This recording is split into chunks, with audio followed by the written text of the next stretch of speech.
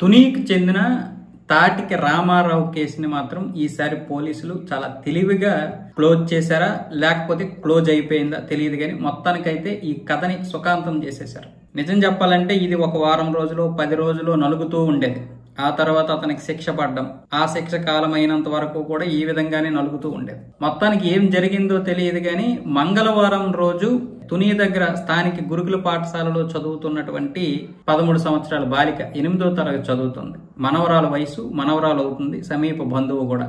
ఆ విధంగా ఇంతకు ముందు కూడా 3-4 సార్లు తీసుకెళ్లాడట ఈ వ్యక్తి. ఆ విధంగా తాటికి రామారావు మంగళవారం రోజు కూడా సాయంత్రం వచ్చి నేను ఆసుపత్రికి తీసుకెళ్లాలి అమ్మాయిని అంటూ తీసుకెళ్లడం, మధ్యాహ్నం ఎప్పుడో వచ్చి తీసుకెళ్లడం జరిగింది. అమ్మాయిని పైడికొండ శివార్లలోని ఒక సపోటా తోటలోకి తీసుకెళ్లి అక్కడ తను లైంగికంగా కలవడం జరిగింది. అయితే ఇక్కడ అమ్మాయి అమాయకురాలు. అత్యాచారం అంటే ఏంటంటే ఇంతకు ముందు కూడా 3-4 సార్లు తీసుకెళ్లి అమ్మాయికి కావాల్సినటువంటి తినుబండారాలు కొనేసి ఇచ్చేసి ఏదేదో మాయ మాటలు చెప్పాడు. అమ్మాయి వయసు 13 సంవత్సరాలు, అతని వయసు 62 సంవత్సరాలు. అమ్మాయికి మాయ మాటలు చెప్పి అమ్మాయిని లోపరుచుకున్నాడు. మొన్న మంగళవారం రోజు కూడా అదే చేశాడు. అంటే బలవంతం కాకుండా అమ్మాయిని ఆ విధంగా చేశాడు. అమ్మాయికి తెలియదు, ఏంటి తెలియదు, అమాయకురాలు. 13 సంవత్సరాల అమ్మాయి అంటే ఏం తెలియదు పాపం, అమాయకురాలు. ఏవేవో చెప్పాడు, ఏదేదో చేశాడు.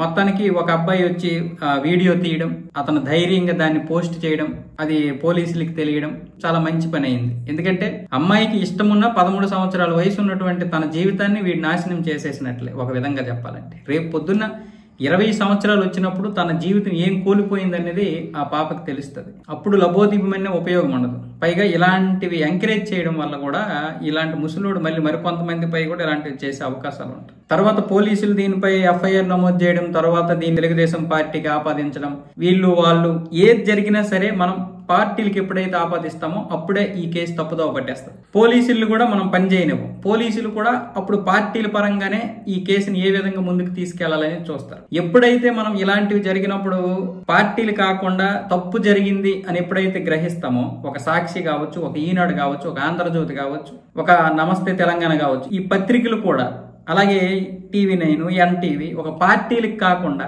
ఇలాంటి సమయంలోనైనా సరే కనీసం పార్టీల పరంగా కాకుండా జరిగినటువంటి తప్పుని చూపించగలిగితే అది చాలా పెద్ద ఇష్యూ అవుద్ది. రేపు ఇంకెవడు కూడా భయపడతారు ఇలాంటివి చేయకుండా ఉండడానికి. కానీ మీడియా మాత్రం అందరూ చదువుకున్నోలే ఉంటారు మీడియాలో. కాకపోతే ఇటుతోటే వాడు ఆ రోజు ఆ వీడియోలో నేను కౌన్సిలర్ని, నేను ఎవరినో తెలుసా అని వీడియో తీసినటువంటి వ్యక్తిని భయపెట్టే ప్రయత్నం చేసినా సరే ఆ పప్పులు ఉడకలేదు. చివరికి SC అనే కులాన్ని కూడా వాడాడు. ఆ కులం కార్డు కూడా పనిచేయలేదు.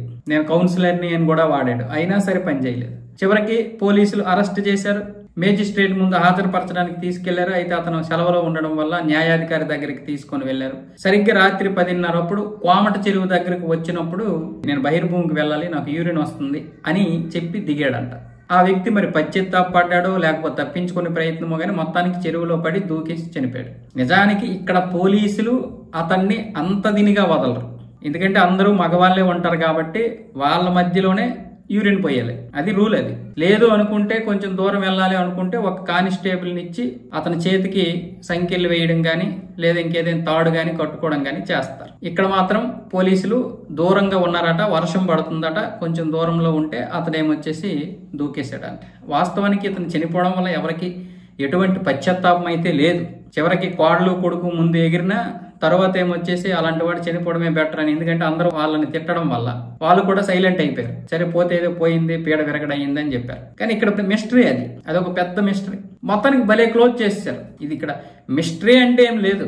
పోలీసులు ఇక్కడ పక్కా ప్లాన్ తో ఈ కేసుని క్లోజ్ చేశారు. తప్పేం లేదు. కోర్టులు, కేసులు, తొక్క తోలు ఇవన్నీ ఉంటాయి. ఇంకా ఎందుకు పనికిరానివాడి గురించి ఇవన్నీ అన్న విధంగా చేశారని అనుకుంటున్నాం అంతే. ఇంకా అక్కడ ఎందుకంటే మనం ప్రాక్టికల్ గా ఆలోచించితే, టెక్నికల్ గా ఆలోచిస్తే అంతమంది పోలీసులు అతన్ని ఎలా వదిలేస్తారు? పైగా 62 సంవత్సరాలు, మరీ యువకుడిలాగా అయితే పరిగెట్టలేడు. కారు కిందకి దించి అక్కడే యూరిన్ పోసేయమని కూడా చెప్పొచ్చు. అయినా సరే అక్కడ దూరంగా వెళ్ళాడు అంటే ఇక్కడే పోలీసులు భలే క్లోజ్ చేశారు అనిపిస్తుంది అంతే. ఇక్కడ ఇంతకు మించి ఏం చెప్పాల్సిన అవసరం లేదు.